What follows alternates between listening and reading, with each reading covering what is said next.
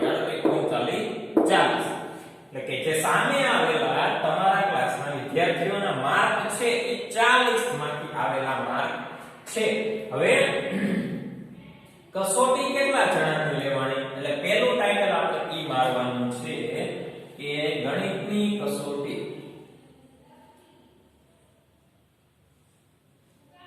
ગણિતની કસોટી બરાબર છે. હવે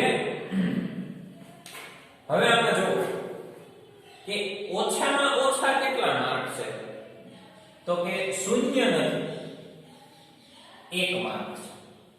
હવે 1 લખો. પછી વધુમાં વધુ કેટલા માર્ક છે જોવો જોઈએ. 8 9 બે આંકડાનો એક માર્ક નથી, 9 સુધી છે. ચાલો ઈ લખો. 2 3 4 5 6 7 8 9 લાઈન ગાળી નાખીએ આપણે.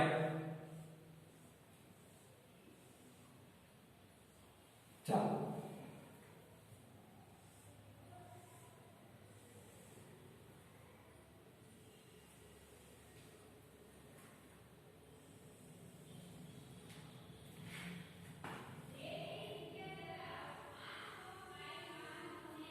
પછી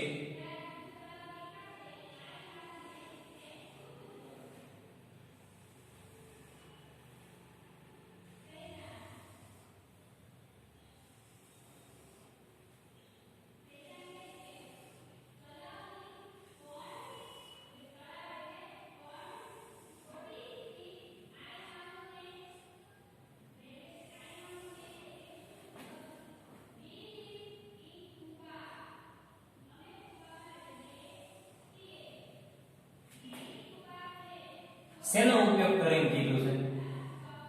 આવૃત્તિ ચિહ્ન. આપણે લખી શકીએ આવૃત્તિ ચિહ્ન ઉપયોગ કરી આગળ કોષ્ટકમાં દર્શાવો.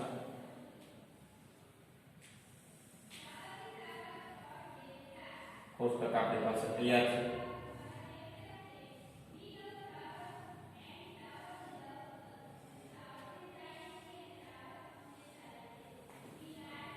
બરાબર. ચાલો હવે કેટલા ગુણ મેળવ્યા વિદ્યાર્થીઓની સંખ્યા?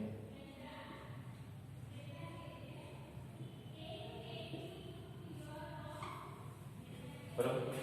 અહીંયા જે જવાબ આવે ને અહીંયા એનો અને આ બંને સરખા થઈ જવા જોઈએ તો તમારો દાખલો સાચો. ચાલો એક કેટલી વાર છે તો કે આપણે એમ સમજવાનું એક ગુણ મેળવેલો વિદ્યાર્થી કેટલી વાર છે તો કે પહેલી લાઈનમાં જોઈએ. ચાલો એક વાર,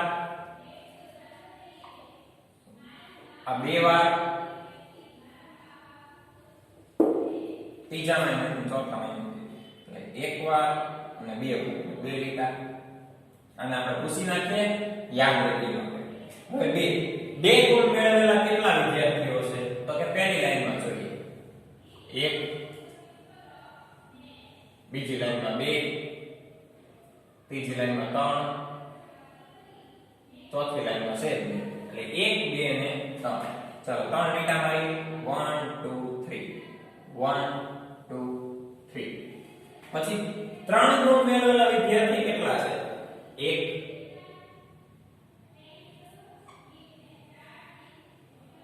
2 3 ઓકે ચાલો 1 2 3 ચાર ગુણ મેળવેલા કેટલા છે 1 2 3 નથી 4 5 6 7 ચાલો 1 2 3 4 ચાર આવી જાય એટલે પાંચમો આડો લીટો 6 અને 7 પાંચ ગુણ મેળવેલા કેટલા યાદ રહેવા માટે ફરી વખત ભૂસી નાખીએ 1 2 3 4 5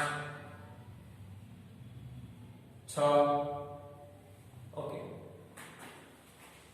1 2 3 4 આડો લીટો 5 અને 6 ચાલો 6 ગુણ મેળવેલા કેટલા છે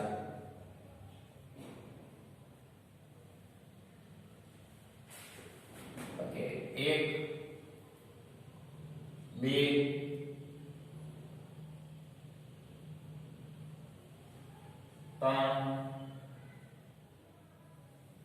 4 5 6 7 1 2 3 4 5 6 7 બરાબર 1 2 3 4 5 6 7 ચાલો 7 ગુણ મેળવેલા કેટલા છે 1 પછી બીજી લાઈનમાં 2 2 3 4 અને 5 ચાલો 1 2 3 4 5 1 2 3 4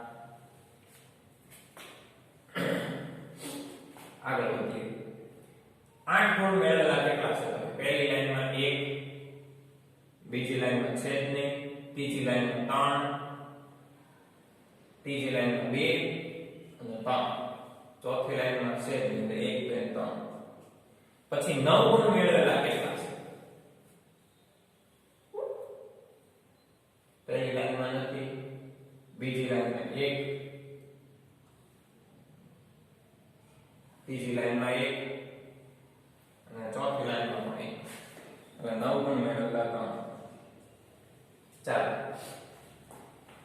1 ગુણ મેળવેલા 2 વિદ્યાર્થી 2 ગુણ મેળવેલા 3 વિદ્યાર્થી 3 ગુણ મેળવેલા પણ 3 વિદ્યાર્થી 4 ગુણ મેળવેલા 7 વિદ્યાર્થી 5 ગુણ મેળવેલા 6 વિદ્યાર્થી 6 ગુણ મેળવેલા 7 વિદ્યાર્થી 7 ગુણ મેળવેલા 5 વિદ્યાર્થી 8 ગુણ મેળવેલા 3 વિદ્યાર્થી 9 ગુણ મેળવેલા 3 વિદ્યાર્થી સરવાળો કરો 2 ને 3 5 5 ને 3 8 8 ને 7 15 15 ને 6 21 21 ને 7 28 28 ને 5 33 33 ને 6 39 હજી કાંઈક આપણે એક કાંઈક ઘટે છે ફરી એક વખત જોઈ લઈએ 1 ગુણ મેળવેલા 1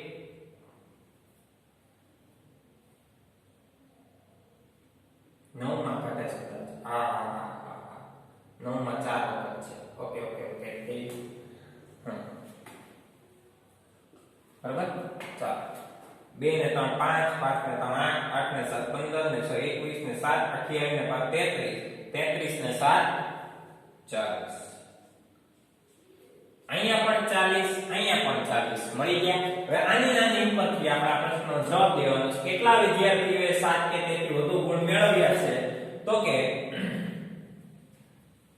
કેટલા વિદ્યાર્થી છે કે જેણે 7 થી વધુ ગુણ મેળવ્યા છે તો કે વિદ્યાર્થીઓની સંખ્યા 7 થી વધુ ગુણ મેળવ્યા કેટલા છે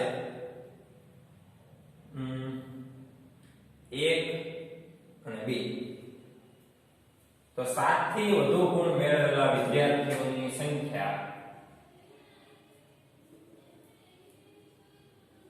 7 થી વધુ ગુણ મેળવેલા વિદ્યાર્થીની સંખ્યા 14 છે ચાલો હવે 4 થી ઓછા ગુણ કેટલા વિદ્યાર્થીઓ મેળવ્યા છે તો કે 2 ને 3 5 ને 3 8 8 ને 3 11 વિદ્યાર્થીઓએ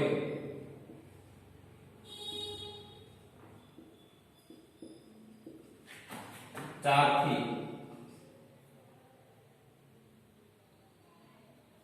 ઓછા ગુણ મેળવેલા છે. બરોબર? તો આ દાખલા નંબર 1 તમારી બુકમાં ઉતારેલો છે. Thank you.